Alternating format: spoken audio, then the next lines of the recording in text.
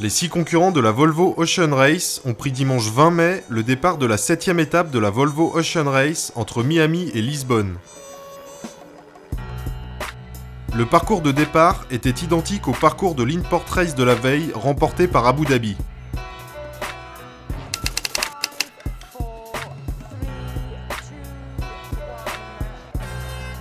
Telefonica, Abu Dhabi, Puma, tous les 3 ont pris un bon départ.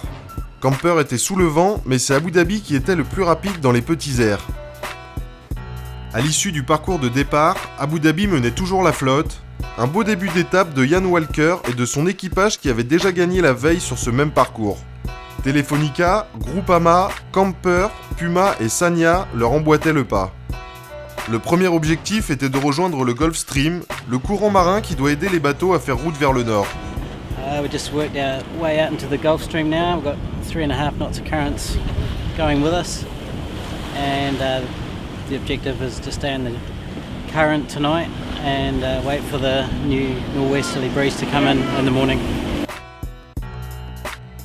Telefonica et Groupama sont les 2 concurrents qui ont le mieux négocié les premières heures de course. C'est le bateau espagnol qui prenait finalement l'avantage.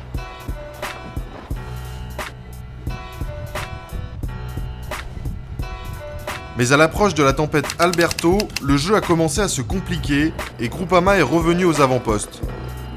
Ils ont su garder la pression sur Telefonica sans jamais leur laisser une opportunité d'accroître leur avance. À la première occasion, ils ont repris le commandement de la flotte. Cette nuit, on a été à la bagarre avec Telefonica quasiment tout le temps. On a été les premiers à virer, repartir vers le large, ça a été une bonne option. Et le vent a donné et forci tout doucement. Et là, on a quasiment 30 nœuds de vent et on a gagné un peu de terrain sur eux, donc c'est cool. Puma était le suivant à passer à l'attaque. Après un départ moyen, ils ont su tirer profit des conditions météo pour passer devant Telefonica et Camper et s'emparer de la seconde place. Les prochaines heures seront décisives pour la suite de l'étape. Les navigateurs surveillent en permanence les données météo et attendent le moment favorable pour quitter la veine de courant et se lancer dans l'Atlantique Nord. Quite a bit of discussion about Alberto, the tropical storm, before we left.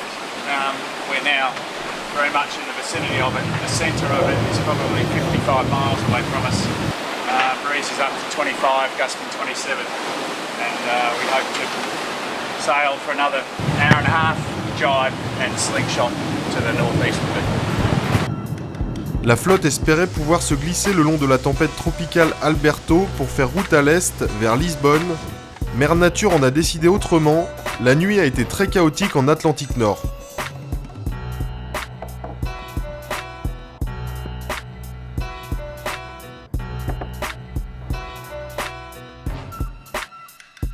Groupama est l'équipe qui a le mieux tiré profit des conditions météo en empannant au bon moment, ce qui leur a permis de porter leur avance à 70 000.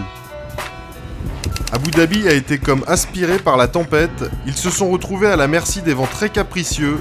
Pour eux, il était question de passer dans un mode de fonctionnement de type survie.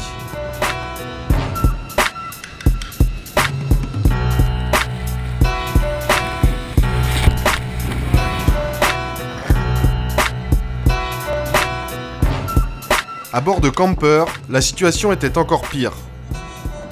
Unfortunately, we're in the middle of the